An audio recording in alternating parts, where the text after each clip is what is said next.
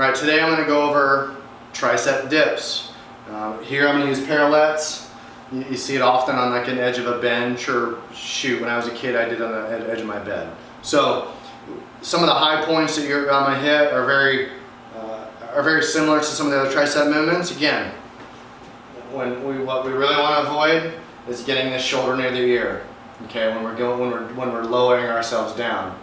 And a lot of things too is there is this thought that the person needs to get really deep behind them, but all that does is it forces rotation of that humerus again to achieve depth, right? If the goal is to fully stretch and stress out the tricep, we don't need to rotate, okay?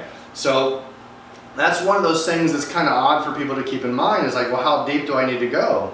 Well, if you've achieved a good position, you begin to descend, okay? As soon as you feel your body having to rotate to achieve depth, you've reached your depth, okay? But what you also find is you start doing reps properly, and you start warming up, you're gonna start finding, oh, man, I can get deeper and deeper and deeper after a while, okay? Because you're not stretching the muscle out appropriately if you keep changing the joint angle that's anchoring it, okay? So that's one of those cool things I like about this exercise is I get in this dip position, I knock out a couple good solid reps, and all of a sudden, man, my triceps stretch out. This is also a really good exercise I like to use before I'm going to go into a front squat or do Olympic lifts. Not to get a pump, but just to get a stretch, right? So again, very similar to the tricep press down and some other exercises. Stay away from that shrug, okay?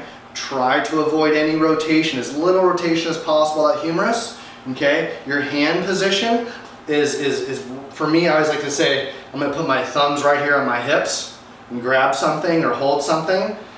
I really like the parallettes so much because I can change my hand angle that allows, again, if my hand is turned in, it really wants to go out. If I'm able to rotate that hand in a little bit, okay, now you see what I've done. I've put my put my humerus in a better position to stress out that and elongate that tricep under tension. So I also, again, I kind of call them butt touches in person, because we don't need to go quite so deep as, well, I used to as a kid, and then many people do. Right? We're really just trying to achieve a good position. Okay? See, I'm going to drop my butt right in between my hands. I'm going to push my elbows back. Right? Back, back, back, back. They stretch. Butt touches and I go. So like I said, this is what we want to avoid. As I go to depth, thinking, oh, I need to get deeper, so I'm going to loosen my shoulder joint.